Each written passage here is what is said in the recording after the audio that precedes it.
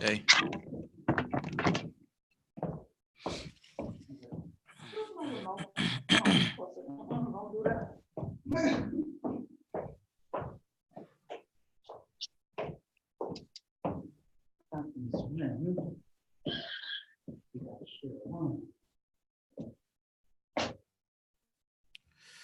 Hey, can you hear me?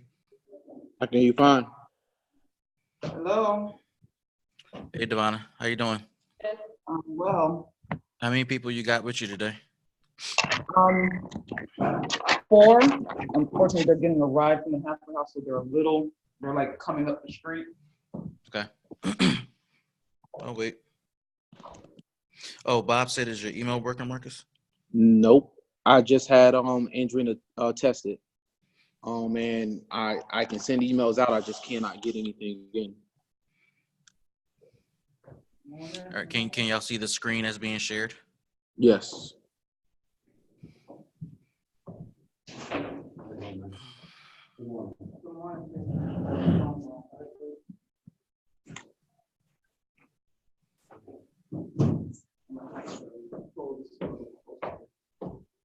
No, I keep forgetting to bring my extension cord.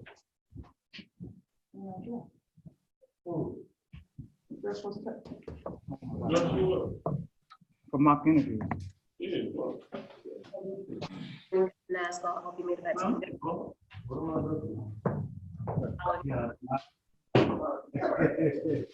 that includes. No, that's what it is. You don't believe in Please, under the entire paragraph. Are you attaching their email addresses? Okay. All right, cool. Good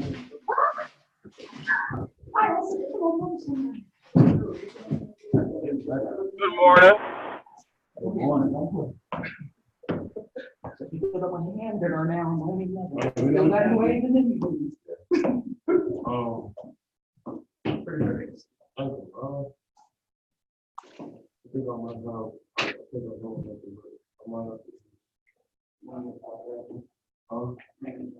Hey, where are we at with the new office space in New Haven? So I reached out to her yesterday and I told her to send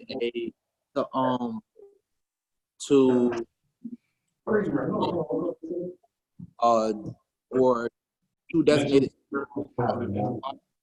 She was in a meeting. She was leaving the meeting when I talked to her, so she get back to the office to draw. Everybody had a job. All right, does Tim know? You know, a lot of people not gonna make it. It was like, Yes. Yesterday. At least 7 gonna be there. If everybody be there, I'm surprised. So I feel like that's another I know, step right there. my daughter, she went through 2 interviews and they, just like we went over on yesterday, they were group interviews. They had like a whole bunch of people there. She hates, so I said, but that teaches you how to sell yourself and make yourself, shine above somebody else. Not trying to be aggressive, you have to be confident.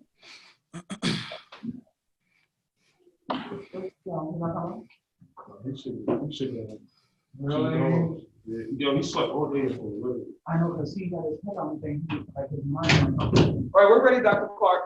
All right, we're gonna wait a few more minutes. We got folks joining. I got Marcus and Drina, Tim on the line, waiting for Jahira, Kiwan, Kate to join. Kiwan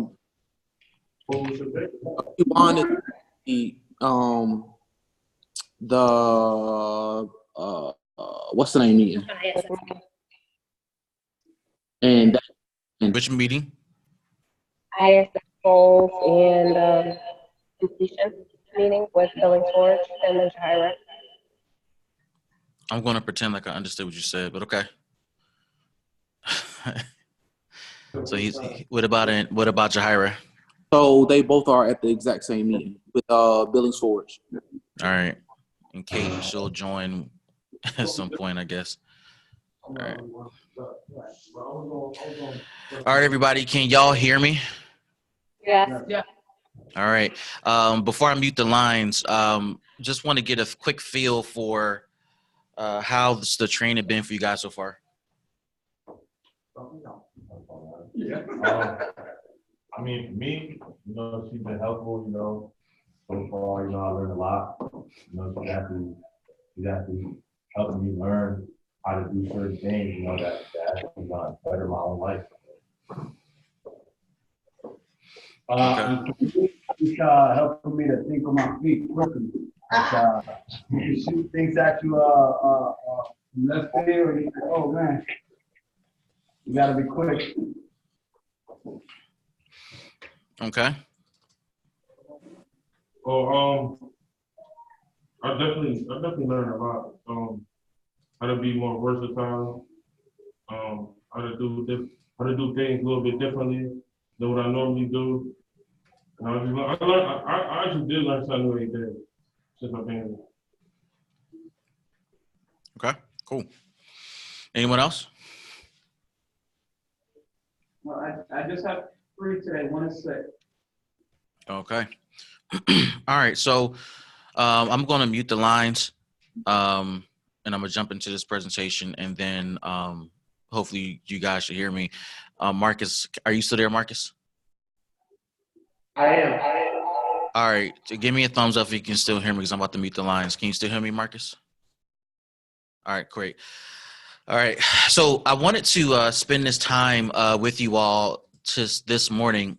Typically, I take the opportunity to address all the Strive classes at least once in the midst of the cohort experience, to share some thoughts that may be consistent, hopefully consistent with what you've been learning from Devana over the past handful of weeks. And she shared with me kind of the progress you guys have been making in terms of the focus you guys have as a group. There seems to be a ton of momentum that you guys have developed internally to achieve your goal of obtaining your next job. And certainly that is something important that I want to make sure I echo. She also mentioned that it's important for all you guys to continue to leverage what you've learned with her, to stay focused and not become discouraged, to not let people distract you, and not to fall victim of trying to make up for lost time. I think that's an interesting statement to make, not just for you all, but for all of us who feel like, we might have lost time due to a number of interesting life experiences that have unfolded on our journey. And so I want to build upon that, but I also want to get a little bit more specific. Now, Devana talked about the goal you all have to actually get jobs, and that's part of what we do organizationally at Strive. I want to talk about that a little bit, but I also want to encourage you all to consider careers in a nonprofit space. Now, I know that there are a number of options that will be made available to you by way of Devana or by other partners, but I also want to present to you the nonprofit world. And the nonprofit world is something that's not often talked about. The program you're a part of, the Strive program, is indeed a program of an existing nonprofit, Career Resources. That's who we all work for. The individuals you're going to meet today for your mock interview, who are all board members of Career Resources, they are board members of a nonprofit. And I want to present this as a viable career option for all of you. But beyond that, I want you to hear a little bit about what it takes to lead and operate a nonprofit, whether you're the founder of a nonprofit, whether you ascend to a C-suite position or executive position, or you're starting out for the first time in a nonprofit space. I want to address that today with you all so that we can have a solid conversation about this, but also from my vantage point, I'm highly interested in more people entering the nonprofit world and contributing to the work that we're doing, because at some point, we have to move aside and let new talent come in. And why can't the talent be you? So I want to talk about it from that viewpoint. I also invited members of the Strive team around the state to be a part of this conversation because I think this speaks to where we are right now and where we're going as an organization. Where, you know, we are experiencing quite a bit of growth. We are winning a number of grants and continuing to grow, and people are taking on new roles, and they are now being challenged to do things that they may have never done before. And so this talk is for all you all. At the end of this conversation, my expectation is that we're going to have a conversation. I do hope some of the board members walk in on this conversation so that they can possibly share a bit or at least hear what we're talking about, because as you go through the mock interview process and everything, and you start to practice everything Devonna has prepared you for, what I'm about to say, I think has some merit and value to that. Before I jump forward, I do want to just share a little bit about me. This is just a snapshot of who I am, but I am Dr. William Clark, and I have a I have a doctorate in strategic leadership from Regent University out of Virginia Beach, Virginia, and have a master's degree in leadership as well, finishing up a second master's in leadership, divinity and leadership. And so academically, I've been fortunate to kind of go down that path and achieve a number of goals there. Currently, I serve as the Vice President of Strategic Initiatives and Career Resources. And what that means is that I oversee Strive, and then I oversee a couple of projects that focus on earned income. Nonprofits are able to create businesses that can earn income. And that's where I spend a lot of my time. That's where my specialty is. That's what I do most of the day. That is focusing on business development, business opportunities for nonprofits, particularly for career resources. I also serve as the board chair of the Family Leadership and Empowerment Institute here based in Hartford. And we are focusing on solving multiple barriers for families in the greater Hartford region, making sure families becoming self-sufficient and sustainable. And beyond that, just to kind of capture my career in a nutshell, I've been in a nonprofit business for over 15 years. I do have for-profit experience as well, working in the insurance business, as well as running my own real estate company and consulting company. So I'm not just limited to the nonprofit world, but there is perspective that I do bring to the table that I think will show up a little bit today in our conversation. But I will say that I love the nonprofit world a lot. I've been in it for quite a long time. It is where I have found quite a bit of success and passion. And so it matters to me that this conversation is being had with all of you as you begin the journey of looking for your next job. Now, as we begin to talk about what it means to lead an organization, lead a nonprofit, operate a nonprofit, one of the questions that I love to ask people is, what do you define leadership as? How do you define leadership, and how do you describe it? And there are a ton of descriptions that people provide. People talk about telling people what to do. People mention it's about providing direction and all that good stuff. And I think that that has some merit and some applicability to how we understand leadership. But I think we probably need to go just a bit deeper in terms of defining leadership. And the reason why I want to start here in our talk is because as all of you enter into the workforce, become tax-paying citizens, contributing members of our community, and as the Strive team begins to enter into a new phase of their careers, defining leadership matters quite a bit. So as you're walking into a leadership role, whether it is truly a coordinator role, director role, senior manager role, or even if you're just a team member at the front lines, you in fact have the possession. You do possess what leadership is. You should execute on what leadership is, and you should not you shouldn't shy away from it because you don't have the appropriate title. But I want to make sure we define it appropriately so that you understand for this talk, and as you figure out how to apply it in your life, what in fact leadership is. And that's how we define leadership is, in my eyes, and as I researched it and applied it in many scenarios, is leadership simply is influence.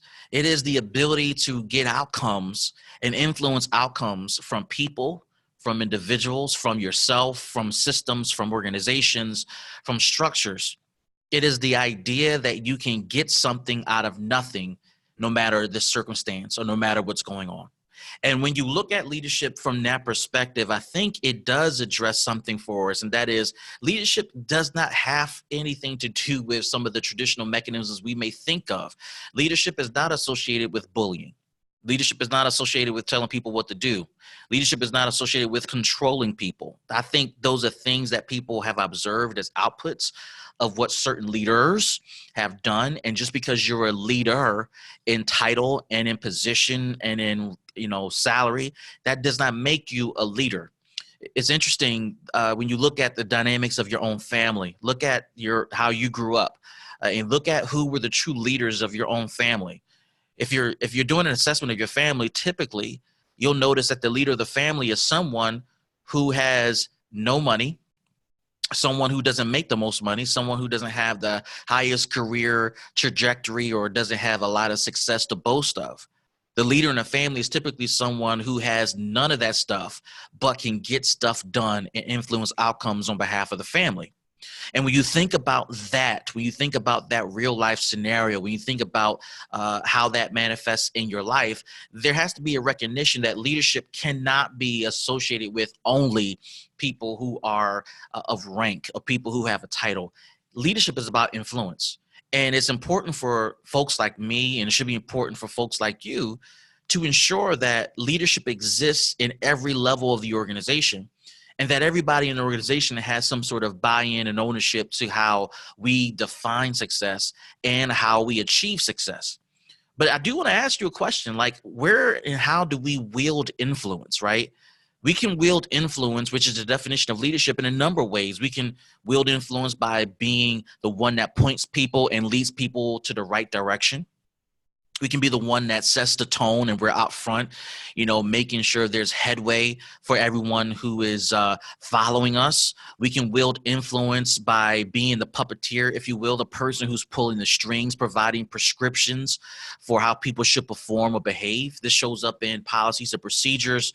You could be influential in that way. You could be influential in vision casting. Again, when you're doing all that big picture stuff, you are in fact a puppeteer, because everyone on the team is responsive to how you're moving the organization, maybe not in a manipulative fashion, but maybe in a visioning fashion, as a visionary, as a prophet, if you will, someone who sees the future that is to come. We also wield influence by sharing our minds, by conveying our thoughts with people, by communicating what we think, by articulating our ideas. And as we do that, we begin to share our minds, and it begins to filtrate through the organization. You'll be surprised how many leaders are really good at sharing concepts, sharing their brain, coaching, if you will, and that thinking permeating throughout the organization. This is really effective in generating a ton of influence without trying to be possessive or controlling of other people and what they got going on. You also can be a leader by simply having impact, by creating pressure, by being the one that creates new momentum or resetting momentum, by being the person who creates opportunity for the whole team to move, maybe not in the same way, but in the same direction. And if you notice the image on the screen, once you create that pressure, once you create that impact, every ball is not going to have a lot of give in their movement or in their motion, but they are contributing to the overall momentum that is created because of the impact, because of the influence the leader is creating by being the first to create that impact. So when you think about all these options, I do ask you, like, how do you best show or display influence in your life? How do you best display influence in your career? For those of you who have a career already, those of you who are working, how does that work for you? And I think you should be thinking about that, because there is no one way to wield influence. Some people are more dynamic than others. Some people have greater capacity than others. Some people are able to make things happen much more fluidly than others. But then there are some of us who are just focused on impact. That's what we're really good at. Some of us are just focused on sharing our minds and sharing our ideas and letting others wrestle with it and come up with a collective better concept. Some of us are focused on influencing through prescription, policies and procedures, providing specific direction. Some of us are really good at wielding influence by just being the person people can see out front, by modeling behavior, by pointing to the outcome that is to be achieved. However it works for you, I want you to think about all these options. I want you to think about options I didn't mention. I want you to think about ways you work to display influence. And let me rephrase that. I want you to think about ways you display leadership, because it's going to matter whether you lead a nonprofit or a for-profit, etc. But I do want to leave this thought with you too, more than anything else. Leadership is needed in all career professions and at all levels of internal operations. Everyone in the team must be a leader. And I'm sharing this statement intentionally with you because it is a philosophy of mine that I deeply believe in. And as many of you graduate from Strive soon and you go out into the world to find your next job, if you haven't done so already, I don't want you to pursue that next job thinking, oh, I'm just doing this, or I'm just on this station, or what I'm doing is insignificant. No, no, no, no, no. No matter what your job is, you are in fact getting ready to practice leadership. No matter how minor you think your position is, no matter how mindless you think your job is, you are getting ready to practice leadership. I can't tell you how many times I expect people of all stripes that I work with to express leadership, no matter what their role is. Whether you're a janitor or a secretary or a security guard, you don't think organizations need leaders in those positions? People who take their jobs seriously, people who are influential in the organization culture. Well, he's just a security guard and he doesn't do anything substantive to the organization. Let me argue against that point. Let me push back a moment. In big organizations, when you walk into a building, one of the first people you see before you see anybody else is a security guard. And if you have a bad interaction with a security guard before you walk into an organization or a building, it can literally ruin the interaction you really came to have. If you're going on an interview and you have a bad interaction with a security guard who is rude and disrespectful and has a scowl on his face, it can possibly create within you a bad mood and give you the wrong attitude as you get ready to meet, get this, the next person before you have the interview, and that is the secretary. And if she or he is in a bad mood, and if they are not exhibiting what the organization believes are leadership qualities, that in turn can impact you. Now, as you listen to that scenario, and some of you may be nodding your head and saying, you know what, I've been through that. I understand that. I just had that experience the other day. Let me flip this around. If you are the one who is the security guard, perhaps that's your next step. Maybe your next step is the admin support. Maybe your next step is to work on a CNC machine in a manufacturing facility. Maybe you're doing logistics in the warehouse. Maybe you're driving, utilizing your CDL to drive a commercial vehicle. Or maybe you're getting ready to interview with a nonprofit for a frontline job. If you don't exhibit leadership in your own role, how can that negatively impact the organization at large? And I need all of you to think about your own contributions to the culture of the organization. It is not incumbent only upon the leader to create that culture. He or she is important to setting that tone, don't get me wrong, but it is the people throughout the organization who actually execute that vision, who execute that culture, who makes that culture come alive. And when you are the polar opposite of that culture, you are detracting, distracting, and subtracting from the organization. And therefore, you're not exhibiting the leadership that I know that Devonna has shared with you over the past couple of weeks. This buffers my point. This is a org chart. Every organization has one. No matter who you are, no matter where you sit in the organization, no matter what your role is, you matter. No matter what your first job is going to be after coming out of prison, if that's the situation, you matter. Whether you decide to start a legitimate, viable nonprofit, I need you to know that you matter. And it matters that you exhibit leadership no matter where you sit on the org chart. If you begin to accept inferiority thinking or inferior thinking and say to yourself that because I'm not the one sitting at the top, because I'm not the one who can make the final decision, then I'm not important, I'm not a leader, Dr. Clark doesn't know what he's talking about, then you have missed the complete point. You have missed the idea of what I've been sharing over the past few minutes, and then you've just missed everything Devonna just taught you over the past couple of weeks. The idea today is for you to embrace the fact that you do matter. Your contributions matter, no matter where you sit on top of the organization. It's easy to look at organizations as top-down institutions with org charts, with a CEO and frontline staff. It's easy to have that perspective. But I think that we lose sight of what organizations really look like in real time.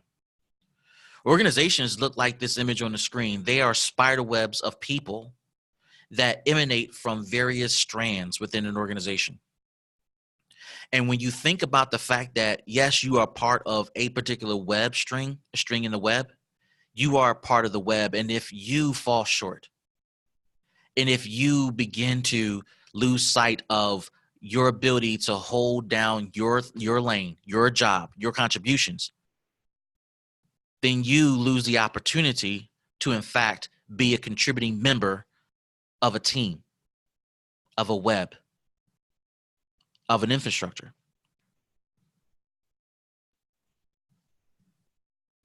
I want to pause there for a moment and let you wrestle with that. I am arguing this point that you, in fact, matter. I am arguing the point that your contributions matter. I'm arguing the point that you, in fact, are, should be, can be, will be, always will be a leader. Nonprofit organizations, if you decide to work for one, we need more leaders standing in the gaps, performing well, performing at a level of excellence that is beyond expectation, meeting the needs of customers, meeting the needs of the leadership vision that's being set.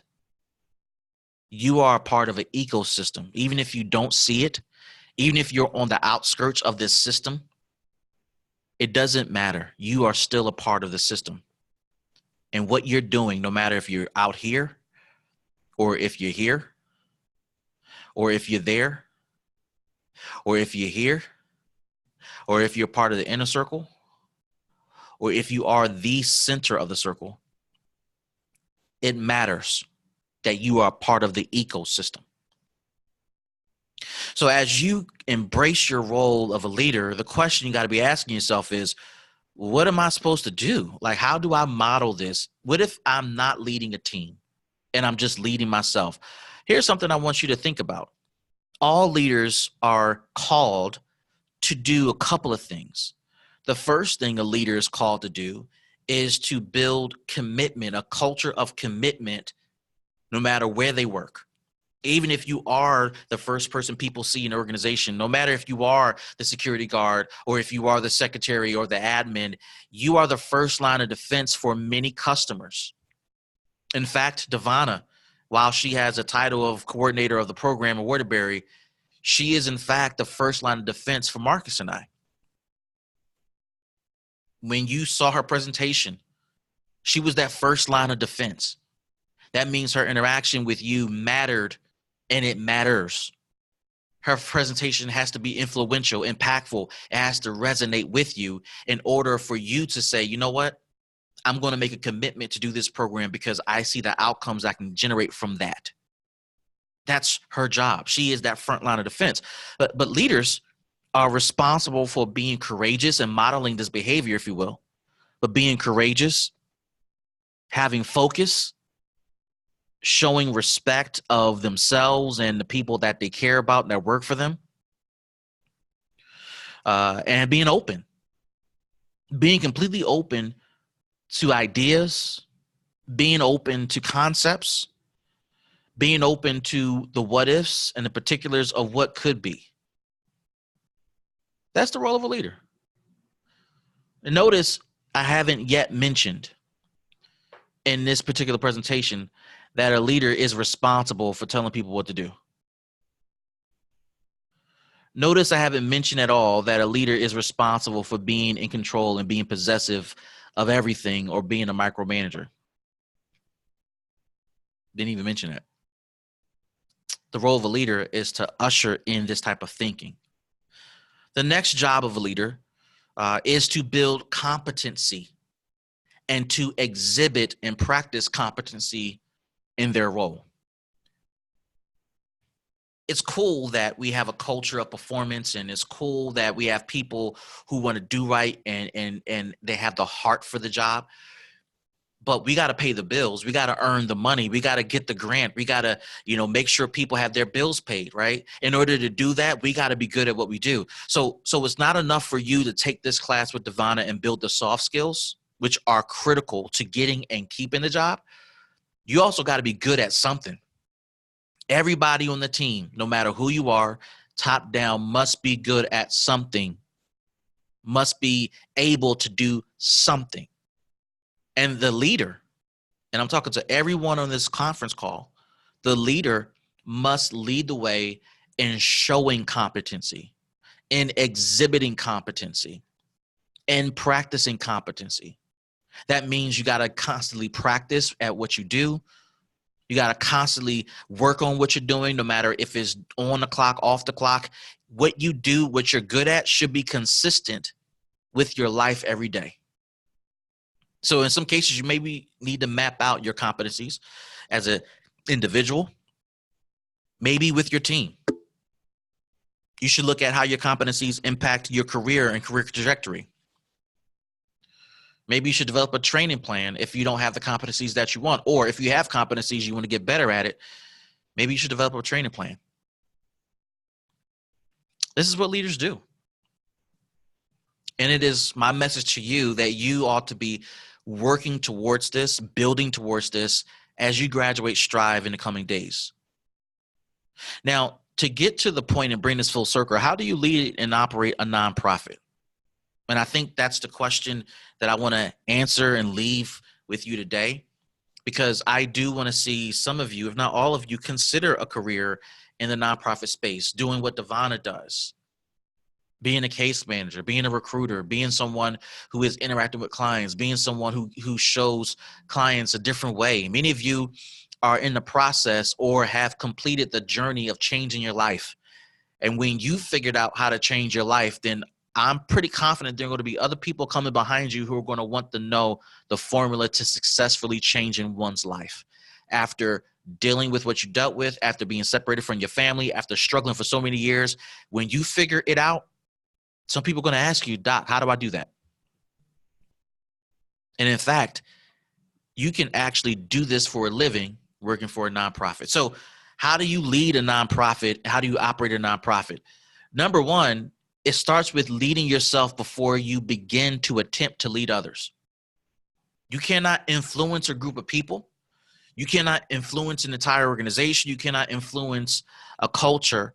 You cannot influence clients if you are not leading yourself first. So there are 3 key principles to leading yourself that I need you to write down. I need you to receive and digest. Number one, leading yourself begins with the mind, how you think, how you receive information, how you digest information, how you wrestle with information, how you envision your future, how you articulate after careful thought what you want to see happen in your organization, with your team, within your own self.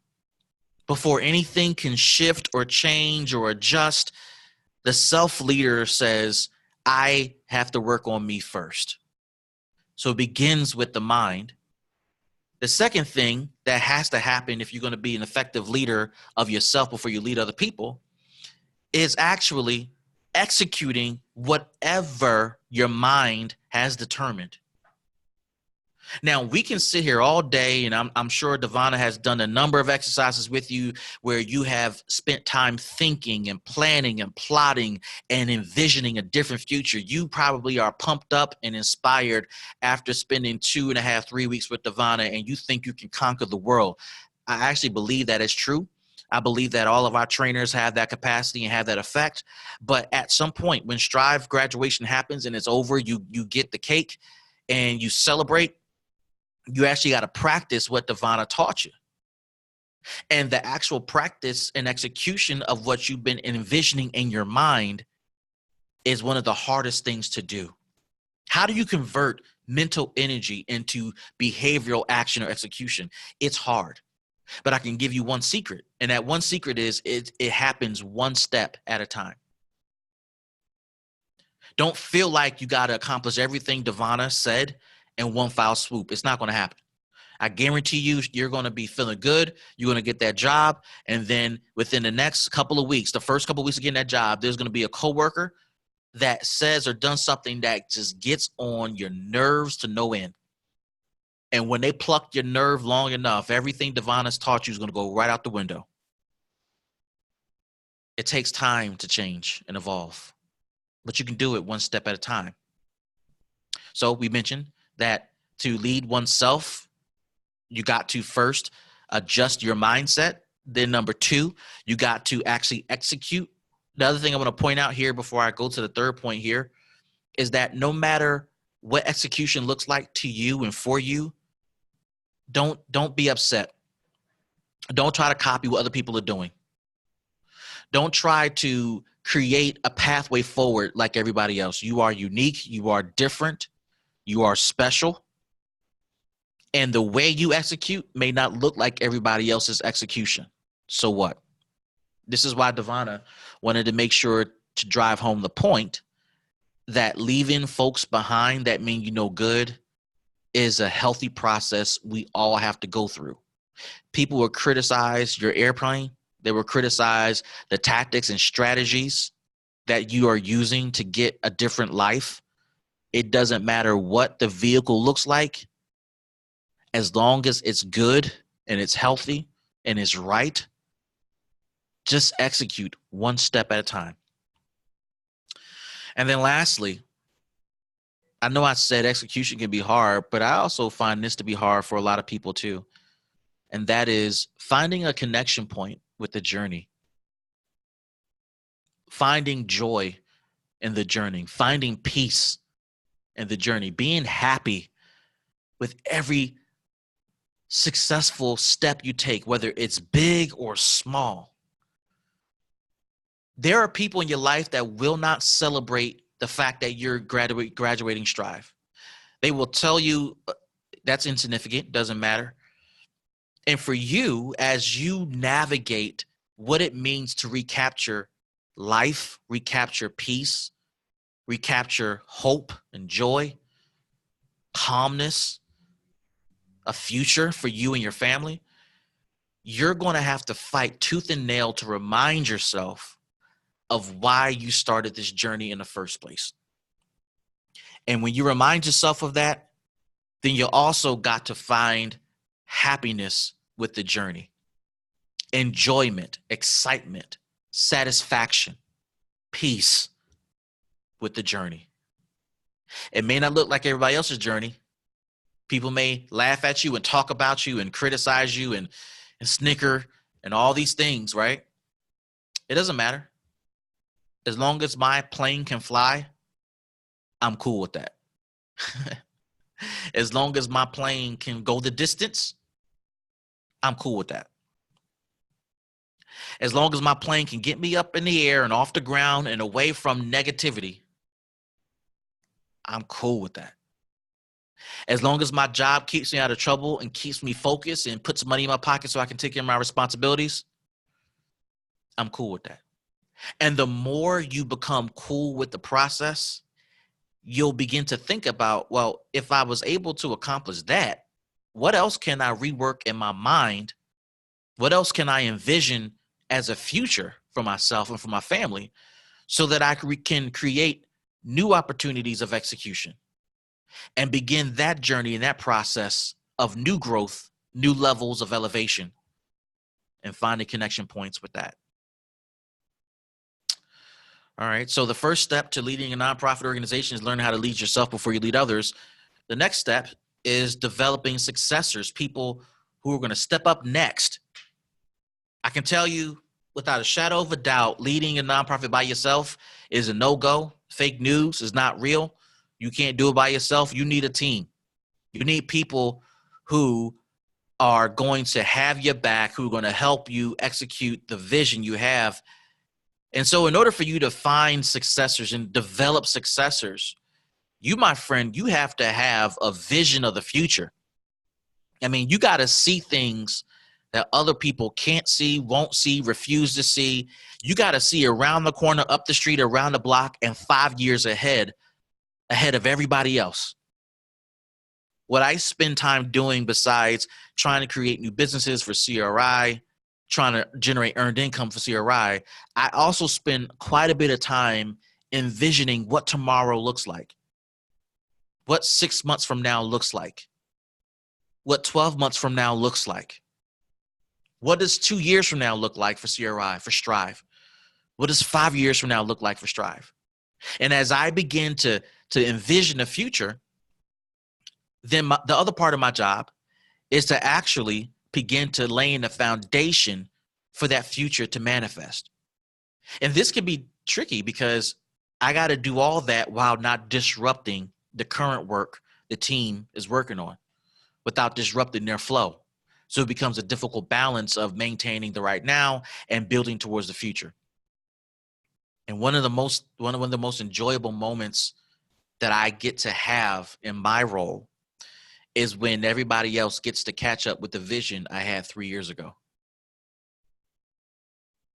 I love that moment. When people are saying, wow, this is cool. And I'm saying to myself, man, I thought about this 3 years ago. I started working on this 2.5 years ago. And we started laying the foundation 2 years ago. And we really started catching traction a year ago. And now what you're seeing as a manifestation is something that I've already manifested in my mind, in my eyesight 3 years ago. So in order to develop successors, you got to realize your own vision. This is critical because the next step and phase to realizing a vision is actually developing and selecting leaders of all types and styles. Just because I have a certain leadership style does not mean that is the appropriate style for the future of Strive and CRI.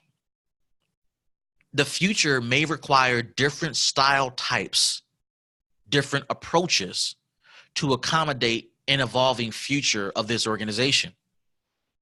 Perhaps you have an autocratic style, but you realize the future is going to require someone with democratic style, or someone with a laissez-faire style, or someone with a transformational style, or someone with a transactional style, or someone with a skill-based style, or someone with a psychodynamic style. Right? All those styles have purposes and meaning for seasons within organizations. An organization that has the same leadership style forever will be stuck forever.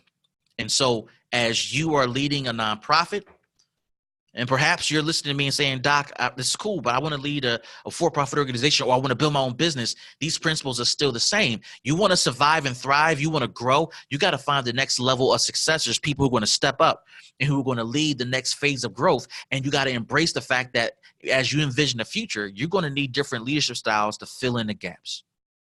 Here's the third thing I'm going to share with you about leading a nonprofit.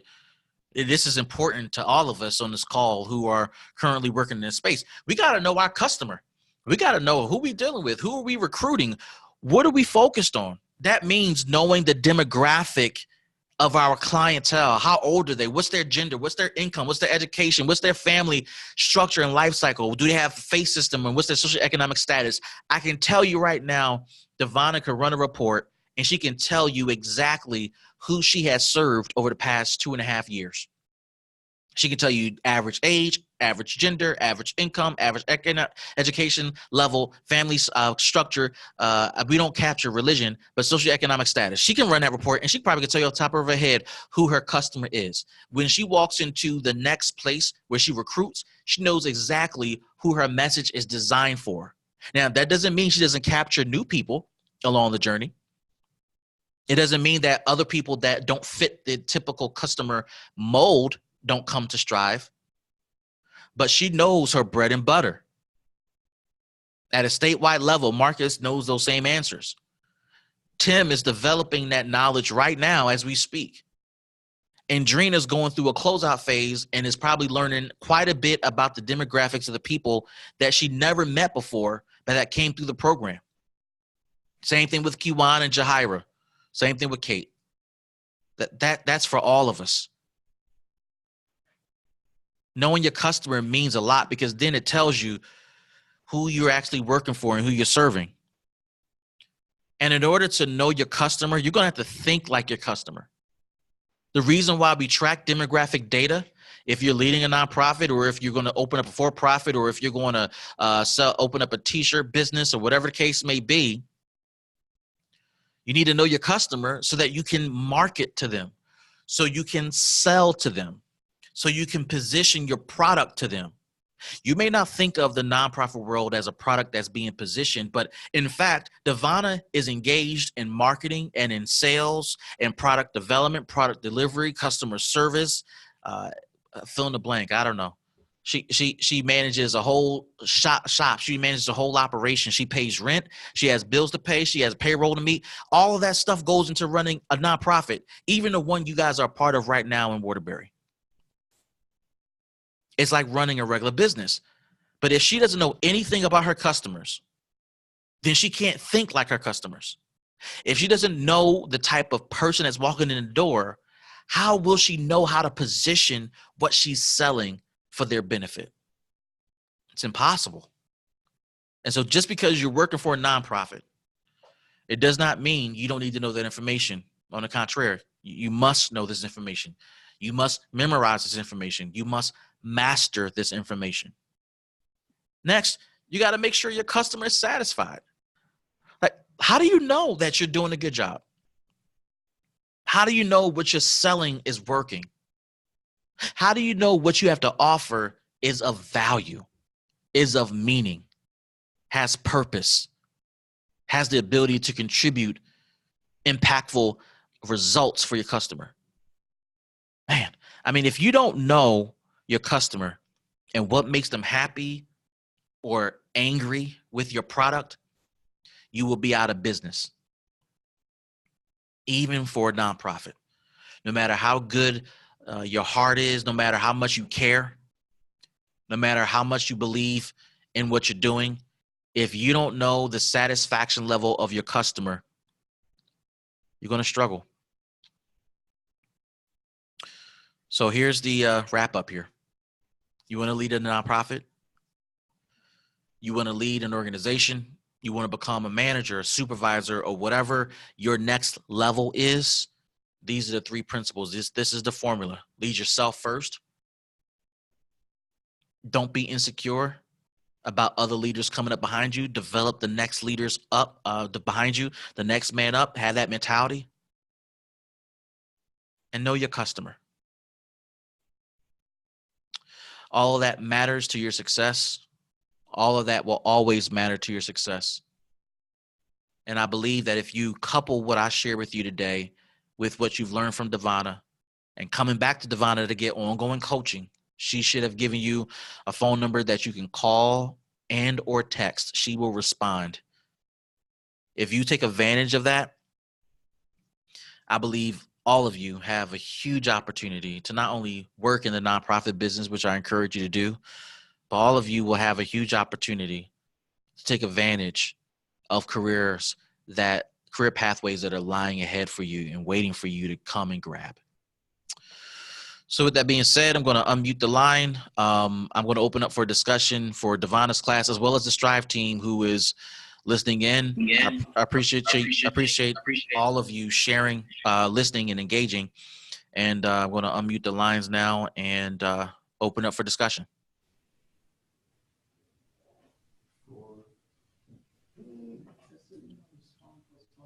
Dr. Clark. Yes, ma'am. It's funny how everything that you presented just now covers everything that we've been talking about since the presentation up until yesterday. And it's funny how we actually took time. I had them list five skills that they know concretely that they can sell to an interviewer. And one of the skills was, leadership. And we literally took like a good chunk of the class just breaking down what leadership is. And I'm so glad you did that, because one of the things I did find out about leadership is not bullying someone or telling somebody what to do, but we actually went through, how it is that person who has the outlook and has the the ingenuity and the creativity and how to channel the team in the direction to make everything manifest. And you just came and you just drove that home. So I just wanted to say thank you to actually, reinforcing the fact that I do know what I'm talking about up in here. And it's just how, I did give you the points, but I had no idea that you were actually going to focus on that topic, and we literally just spoke on that. So I definitely appreciate you for that. So that's just,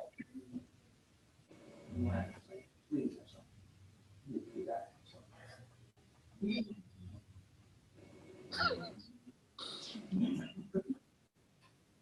So let's have Let's keep Mira. Hartford. Court.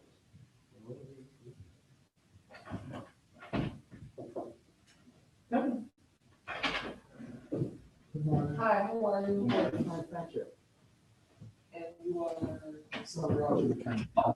I'm Devon. Nice to meet you. Dr. Clark is actually doing a webinar with us, so you can have a seat. We're just closing it out. Kimon, is anybody? No, is anyone talking? I can't hear anything. He's back now. Sorry about that, guys. So just wanted to open back up for discussion. So did you hear what Devonna said or no? Yeah, I heard what she said about it connected with everything. I didn't know if there was more she wanted to say. I'm good. Okay. Everybody I don't know. Honestly, ain't really much to say. So I got a question for you. Lisa, you said in terms of being able to actually lead, right? You got to have when it comes to leading yourself before you lead other people, it's important for you to, begin with kind of how you internalize things yourself. Like, what do you want to see? Like your own individual vision for yourself.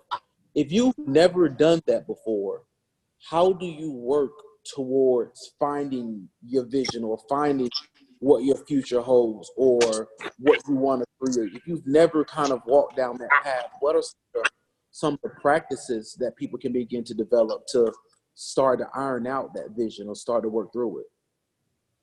Yeah, I mean, that's a great question. I think one of the things that we don't do enough of is an analysis of our past and doing a trend evaluation of what we've done over our life cycle.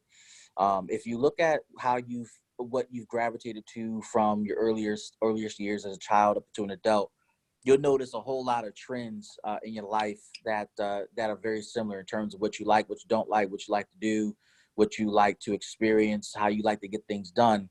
And, you may have received some criticism over the years from people that said, man, you got to stop doing it like that, man, because that's not productive. And quite frankly, I think there's a maturity level in growing and evolving your styles and ways you do stuff. But what you'll notice is that those trends in your life actually tell a story about your preferences, right?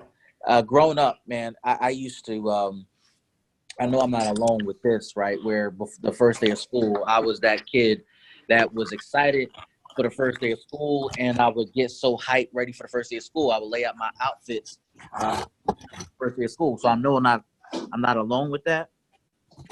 But I think the other thing that I did that I might be alone in is actually I was hyper focused on the organization of my trapper keeper. Back in that day, trapper keepers were a thing, and I could not get enough of what it meant to structure, organize, just the folders and the dividers and all that stuff, man. Having a locker, and I went to a school that didn't have lockers, so I was really obsessed with it. And then as time went along, technology became very, very. It rapidly grew, and then we grew into the world of Palm Pilots and when I was interning, I scrambled every penny I had and bought my first Palm Pilot. And then as I went to college, those things that I actually studied, the degree I actually got as an undergrad, did nothing more than actually highlighted and accentuated trends in my childhood. Very focused on organization and structure, big believer in time management, being on time. And so instead of becoming an engineer, which was the plan, I decided to do IT. Didn't realize that IT actually was the perfect, it was the perfect development of who I was as a person, right? And then as I studied leadership at the master's and doctoral level, again, it was the perfect alignment with who I was growing into as a person. And I share that example for all of you who are trying to figure out like how to envision your future. You don't gotta break your brain. Like look at what feels comfortable, what felt normal. And I'll never forget the time my wife told me that when she was growing up, that she grew up in a time and was told that if you didn't work hard for your achievements, then it wasn't meant for you. And she later learned that that's not true. In actuality, what comes natural to you may not seem like work, but you are working hard, right? It will be hard for me to go back to school and become an engineer today. And just because I may finish school and become an engineer does not mean that's what I'm called to. No, I'm called to do what I'm doing now. And it doesn't feel like work because the time just flies by for me, but I'm working hard. And so I challenge all of you to think back what feels comfortable. After you do that assessment, look at how you can express that in your career and in your personal life. And then also think about how hard you've actually worked to actually do what you do and what you do well. Okay. Okay. Yeah, I got a question, right? So my name is Bulan Hawkins, and good morning. Um, Now you was talking about leadership and stuff.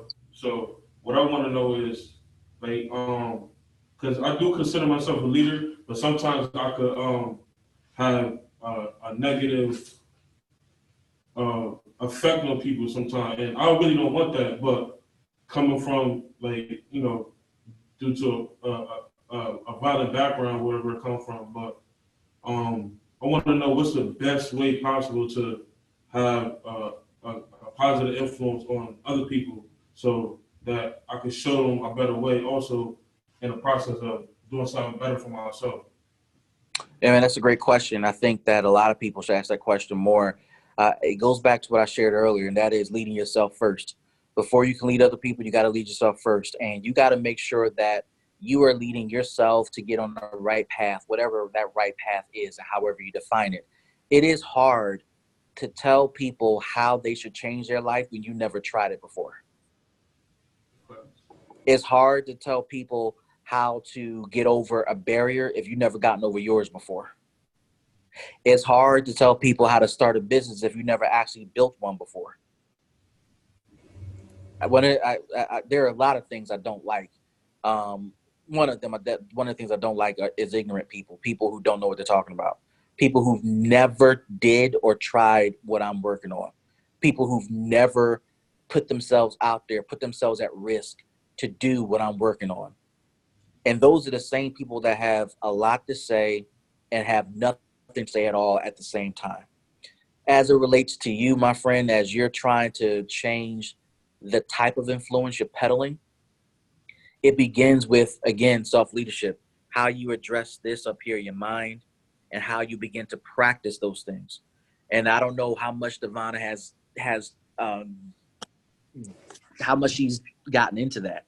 But the fact that you took this class, the fact that I'm going to assume, stayed consistent, attended every class, didn't miss a class, stayed on top of your assignments, the fact that you've embraced the feedback, the pushback, the learning that Devon has been sharing with you, you're on that path of addressing you as a person.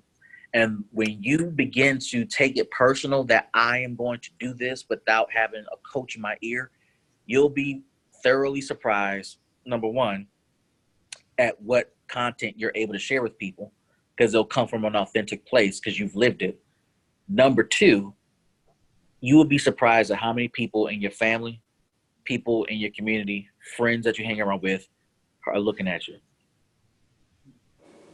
They are silently looking at you and they're watching every move you're making and they are learning from you even if you don't say a thing.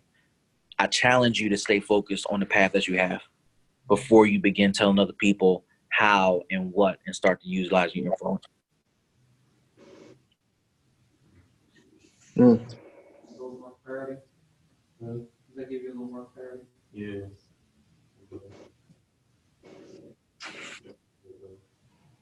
Again, I feel like you've been peeking in on some of the sessions, because we literally would talk about that on what, Monday? Tuesday? That is so funny. I got another question. Mhm. You spoke about under leading and operating a nonprofit, right? One of the pieces you talked about under leading yourself was executing tasks, right? How to convert that mental energy into actions. Because a lot of times we think about the right thing to do, but taking the first step in terms of getting it done and translating what's inside of our head into something that manifests. Like what practices or things have you done in the past to help you translate that energy? What are some of the things that you've tried?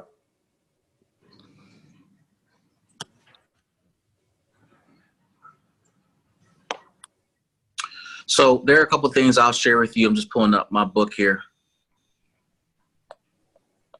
that goes into detail about those things. So before you begin to translate that energy into action, there are a couple of things you got to do that I highlight in my book, Sustainable. Number one, you got to observe yourself, man. You got to keep track of what you're doing, of your behaviors. You got to be aware of the activities and the behaviors you're actually doing. And you got to write it down, man. I mean, you got to write down the things that you do. So one of the things I picked up, I always did it now that I think about it, but I think this time around was very intentional. When I took on this job at CRI, I began to keep an executive journal, right? Because I wanted to actually track my own journey from beginning to a desired end. And as I oftentimes go back and reread the journal from my very early days of Strive and the stuff I was going through, and I document the moments I hired every one of you guys, and what was going on at the time and what my mind frame was. I mean, it's interesting to see, like, dang, man, I personally have grown. Strive has grown, and there are some seminal moments that we've all experienced as a team that I was able to capture, and it was like memorialized, right? And for all you all as leaders, as you're trying to figure out how to change behaviors, you can't change what you don't know that you do. I mean, a lot of people don't even realize that they have negative behaviors that they do every day, whether it's coming in late every day, leaving work early every day. They don't have a system of capturing case notes or interacting with clients. They don't observe these things. And so when they're calling a carpet, it can feel like they're being attacked. When in reality, you're not being attacked. There's someone else, probably a manager, who has been observing your behavior for all this time, keeping a record of it, and you just didn't know. You didn't notice it yourself. So instead of being, and it goes back to the question the gentleman asked earlier about how do you change you first, instead of being pissed that somebody else is calling you out, you probably should take ownership of the fact that I need to call my own self out first. So self-observing. Another thing that I wrote here is actually reminding yourself, creating cue reminders up, whether it's like physical, like putting stickies down of things you want to work on, whether it's like reminders in your smartphone or your smart device, or putting objects around you that remind you to stay focused on this. You got to set goals. You got to reward yourself.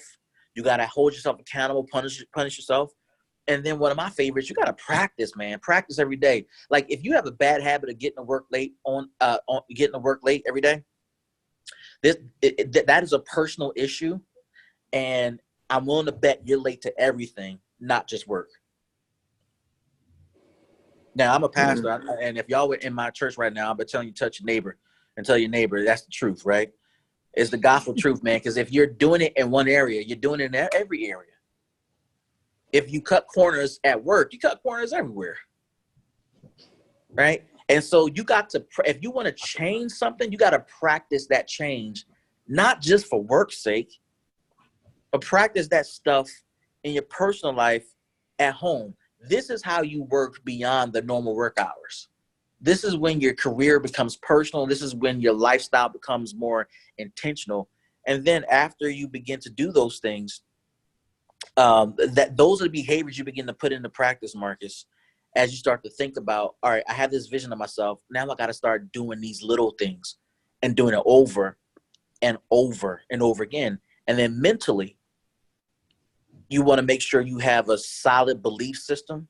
You want to make sure you're constantly envisioning a future that you want to perform and execute. And then you got to talk to yourself every day and tell yourself, self, we're going to do this today. Self, we're going to get better at this today. Self, you may make a mistake. You may get in trouble for not doing this and this, but we're going to get it right.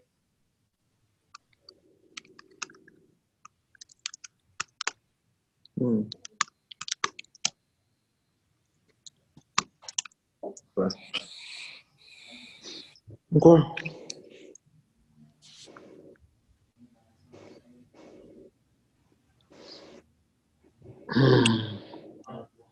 I have a question.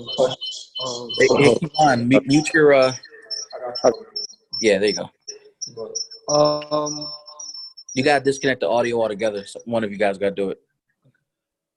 Navigating through, in the process of doing that, of getting better, what's your process in I guess moving past failures? Like, so in that process, I imagine that there are going to be some setbacks. There are going to be some times you drop the ball. Do you have the kind of mentality where it happens, I move past quickly, or do you beat yourself up? Like, what is your process when it comes to dealing with failure? It's all of it. And it depends on what the goal is, right?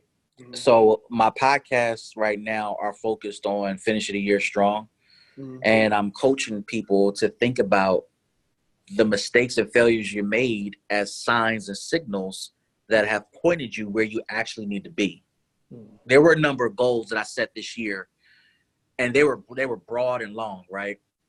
And I'm not that guy to have broad goals, but there was an actual real reason why I did it this year. And it was because I didn't feel like I had any inspiration, a clear inspiration of what I needed to accomplish this year before the year was out. And because I lacked clarity, I said, well, screw it. I'm not going to sit here and just like wait, months on end and do nothing, right? I'm going to start executing. Knowing good and well that doing this is going to cause me to fail in multiple areas. And my goodness, did I fail. In this scenario, failure was clearly utilized to say, well, that's not for me, so I'm going to leave that behind. Okay, that's not for me. I'm going to leave that behind. And it allowed me to figure out what was left standing. It was pretty clear what was left standing for me and the pathway I got to take to get there. There are other areas where failure is used for me as an opportunity to analyze what could be done different, right? Things that we fail at and strive that I've tried are designed to become an incubator of concept development and vision casting. Something that I failed at that y'all may not know about. I had this vision of having 12 Strive sites going at one time each month.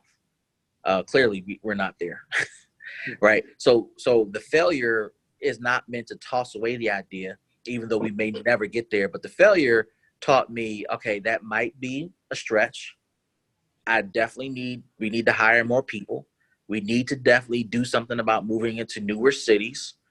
We need to continue to explore, becoming more virtual. Like, those are the things that failure taught me and stuff like that. So it just depends on the intent of what I'm trying to accomplish and the purpose of the failure and how I plan to use it. Gotcha. What about you? How do you use failure?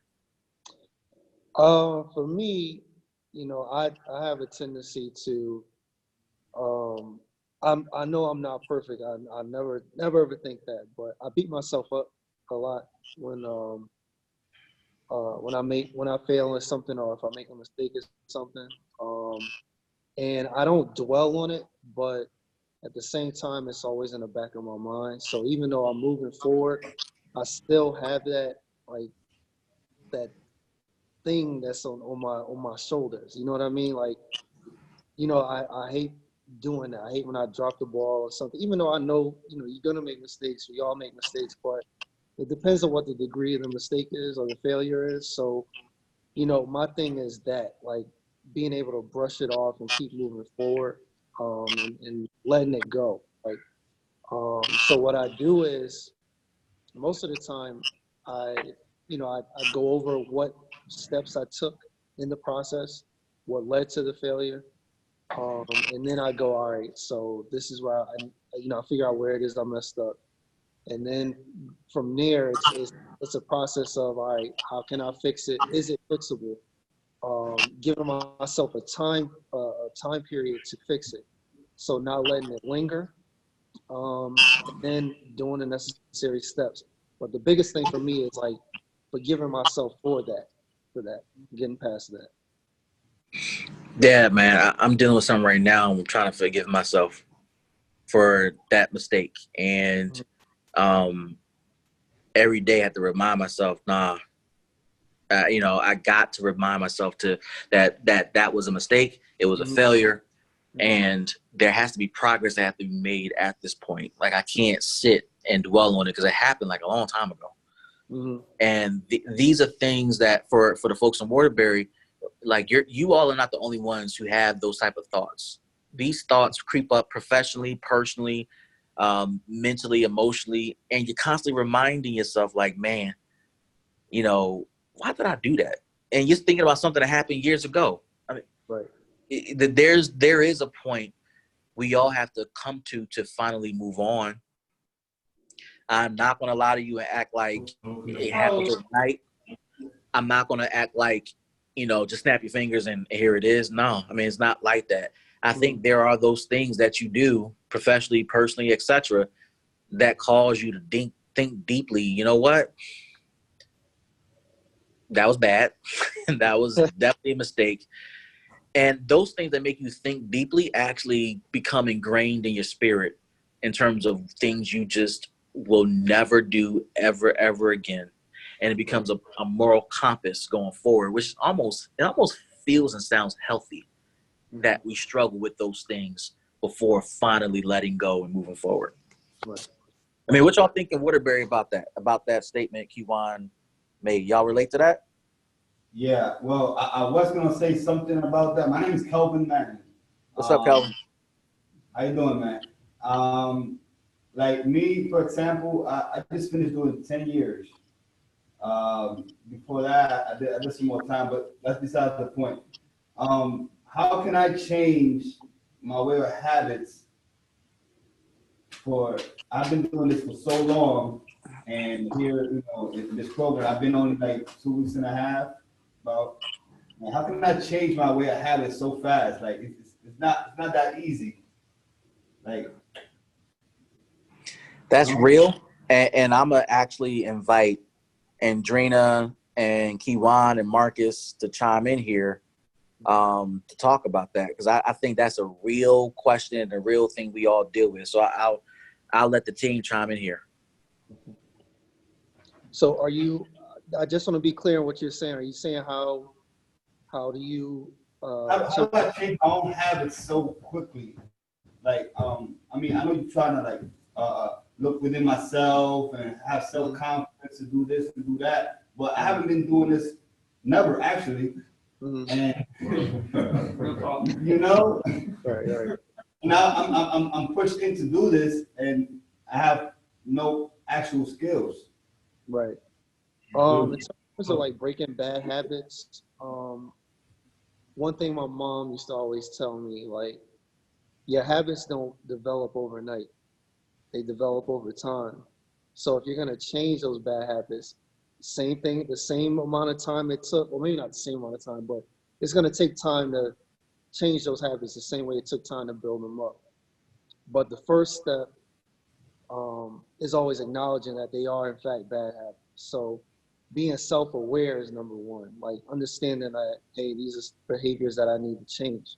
Because some people don't even recognize that. They don't even realize that things that they're doing are adverse and negative and affect them in a bad way. So being aware, that's half the battle, I think. And the fact that you recognize that you have those bad habits, that's one. And then two, giving yourself time to, work through them. No, I don't know what those habits are, only you do.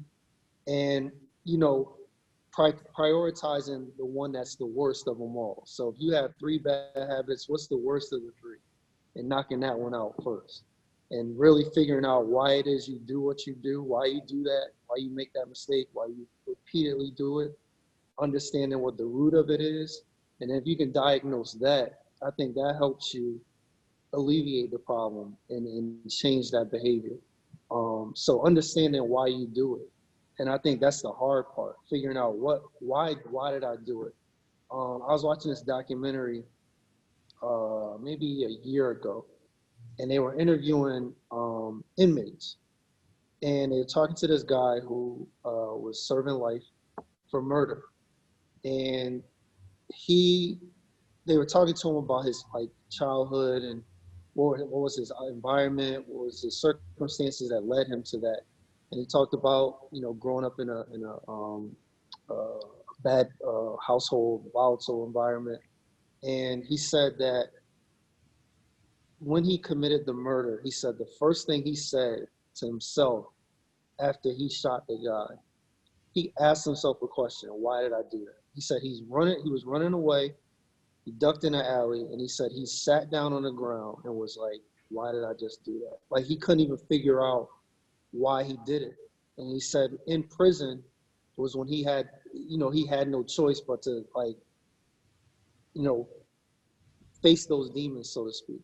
And he had to actually have a conversation or multiple conversations with himself about those things, those triggers and things that, he had never confronted as an adult. That occurred when he was like 9 years old, witnessing his mother being abused and things like that. And that led to him being angry and resentful to his father and all those things. So it's confronting, the reason why you do those things, figuring out what it is, confronting it, and then putting a plan together on how you can change the behavior. And it starts, minute by minute, hour by hour, day by day. Like, if you can get to a point where you're not doing it, say you say, today I'm not going to allow myself to do it. And if you make it through one day, then you say, hey, let me see if I can get through 3 days. Get through 3 days, let me see if I can get through a week. And then, building from there. Sorry for a long-winded answer, but that's what I would add to that, you just have to want to change. yeah, that's it. You didn't hear what Drina saying? You have to want to change first. I was saying you have to want to change because some habits are easier to break than others. So if you want it bad enough, We can't see her. We can't see all. We can hear you a little bit. We certainly can't say, hey, good morning. Okay. all right. So you have to want to change because some habits are harder to break than others. So some are going to take more work and more effort and more will, more determination. So depending on what your bad habit is, you kind of have to put more focus into not doing it. Like Juwan said, understanding why you do it is one part of it, because if you can understand kind of what triggers you to go back into that place, then you can kind of either stay away from those triggers, or if it's the people you hang around with, you can kind of delete them from your life. But you have to want the change, and you have to be willing to make a sacrifice in order to make that change in most cases. I think the last thing that I would add to that is, so something that I struggled with for a very, very long time, and maybe even sometimes still do, is self-worth, right? Mm-hmm. And because I didn't value myself as much as I would think a lot of times the crap that I get is the crap that I deserve. So if I'm in a messed up situation, to me, it's like, well, it is what it is because of whatever the case may be. One of the things I really had to work on is building my own self-value, telling myself that I'm more than what people have told me growing up, what people, what teachers have told me, just people in my life who contributed to this version of myself that I was looking into the mirror. I mean, this version of myself that I seen when I was looking in the mirror, I had to begin to tell myself that I was worth more. And because I was worth more, change to me needed to come. Because if I'm saying I want to be a better person, in order for me to start that journey, I gotta believe that I'm worthy of being a better person. I gotta believe that I'm worthy of this space that I'm putting myself in. I remember talking to a friend of mine, and he's like, "Yo, bro, like this all I know. Like I'm not you. Like this is just like this is my life. Like it is what it is. Like I accept everything that comes with it. Like you gotta know that you deserve more than that. You deserve more than what you've been through for the last." For me, it was at the time it was 30 plus years. Like you gotta know that you work more than that, and being willing to be uncomfortable in the space of feeling better, right? Like knowing like, yo, you know what? Like, so something that was a really big struggle for me was because I didn't think I was, worthy or value myself as much, I really struggled with taking compliments, right? So if a person would tell me that I'm good at something, I would automatically say, nah, I'm all right at it, or nah, I'm really not good at it, or whatever the case may be. It was a manifestation of my own insecurity. So learning to accept the fact that, yo, you deserve better than this, man. Like, and in order for you to get there, you got to do what Kiwan and Andrina have been talking about. Put in additional effort, make the sacrifice, make it about small steps, not about changing overnight, not about looking at yourself the next day and going, I'm now this. Man, listen, today it's about you just not doing this today. Not doing this today is my goal. And that's really the small step. It go back to what DC was talking about in terms of like bringing that mental energy into fruition, like making small steps, put these cues around you that say like, you know what, I can do this. Like if you want a career, like you can have it. Like I didn't find out what I wanted to do in my life until I was probably 30 years old. Mind you, I'm 35 now. At the age 30 years old, I finally figured out, oh, this is something that I want to do. And I only stumbled on it by happenstance, just because of a situation I was put in.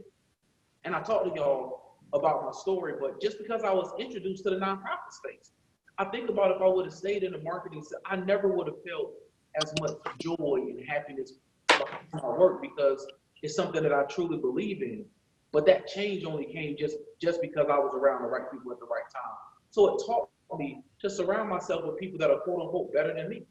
If I put myself around people who showcase confidence or happiness or assurance, like I could learn to figure out how you do that.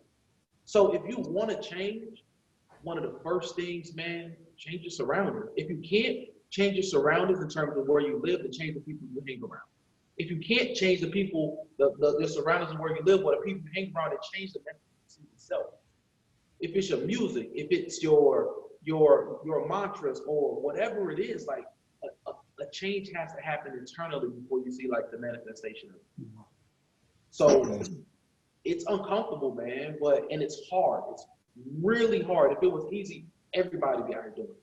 You will see people skipping down the street. You went out, Marcus.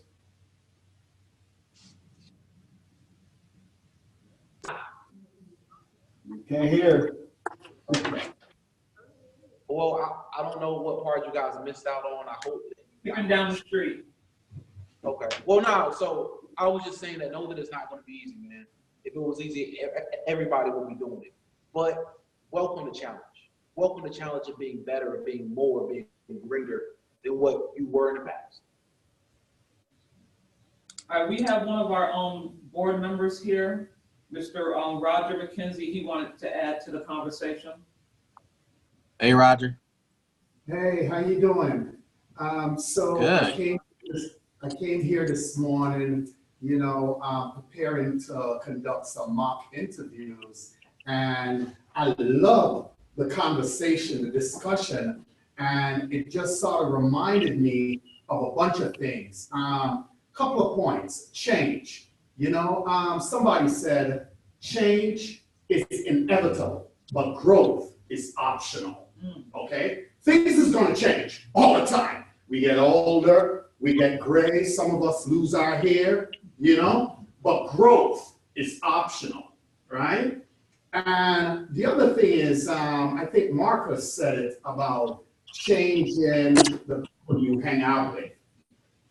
And I'm gonna tell you, there was a time in my life where I grew up in Stamford. I used to hang out with a bunch of guys doing drugs, and you know, I was involved too. And there's something that changed, right? Pain. You see, pain is a great motivator to change. I got sick and tired of being sick and tired.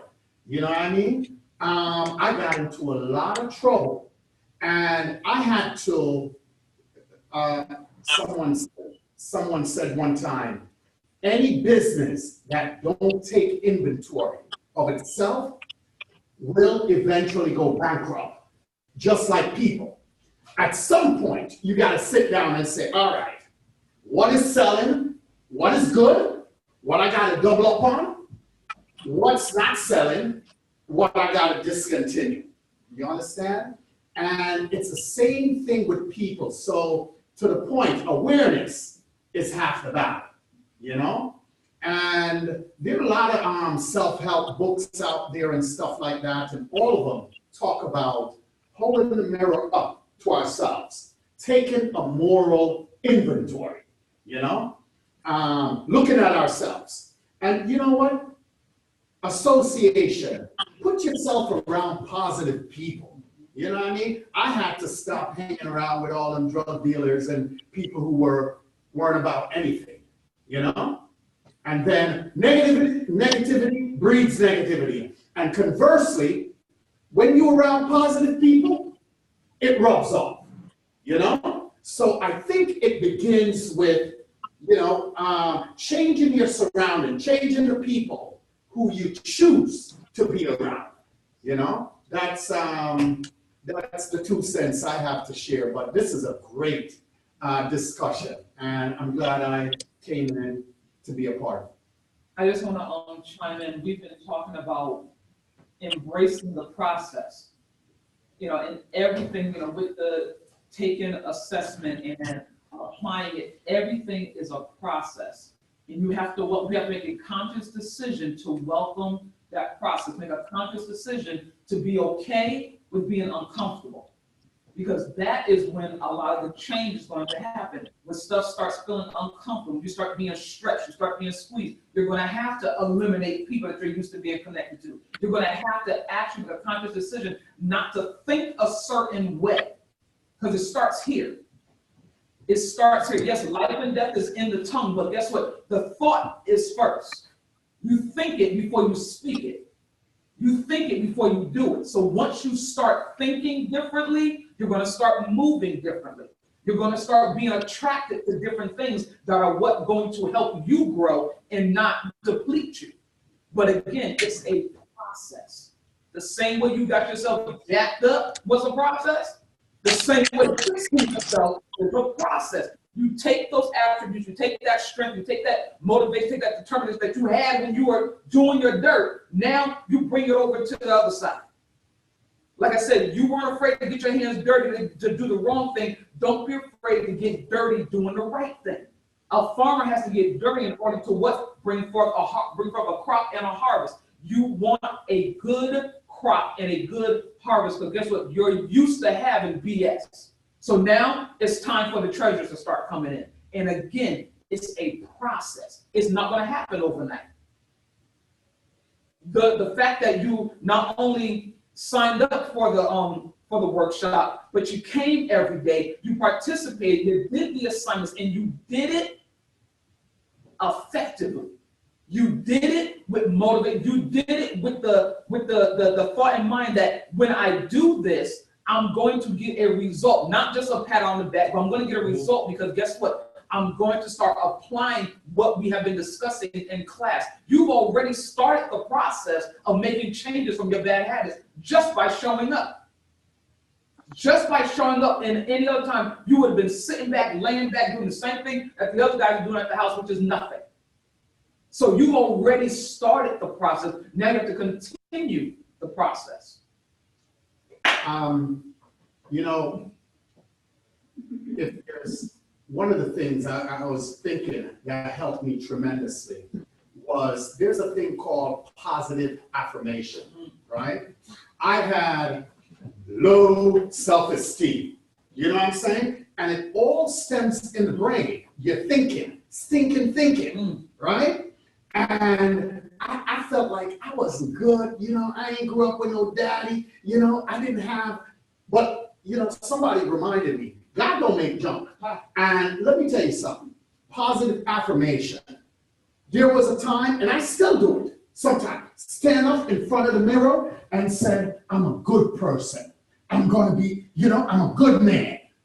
And look at yourself in the mirror. You know, when you say it over and over, repetitiously, you know, you start to believe it. And it's like the mind is like a computer. Whatever you put in, that's there. You know what I'm saying? You got to delete some stuff, you know, with some positive stuff. You know what I mean? And how you do it? I'm going to tell you, positive affirmation. Talk to yourself, your self-talk, positive self-talk, you know, and that will help you, you know? So, yeah, just wanted to mention that too. And can I just point out the fact that by him saying that, that explains, and it re-emphasizes why I had you guys do your letter of encouragement to yourself and to pick positive quotes that you can stand on. I'm telling you, this whole day is going to confirm it. Everything you're going to take, and I love it.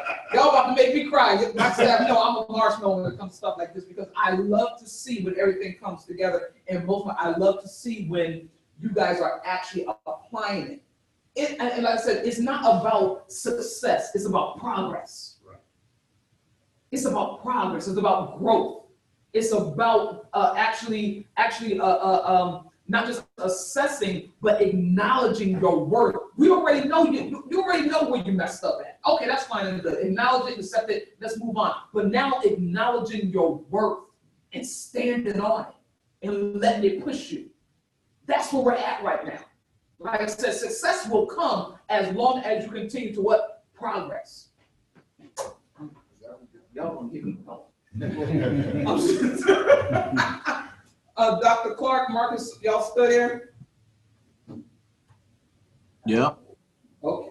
Yep. Anyone else? I think we calming down now.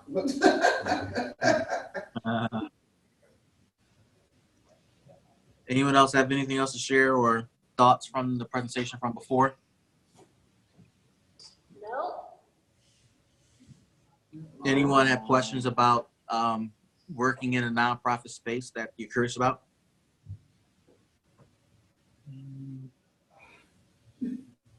Everybody looking at me. I think we're good over here. All right. Ivana, thank you. And congratulations to all the guys in Waterbury. Wish you the best. Thank you. Thank you, Dr. Clark. Thank you, team. All righty, guys. All right. Bye-bye. All right.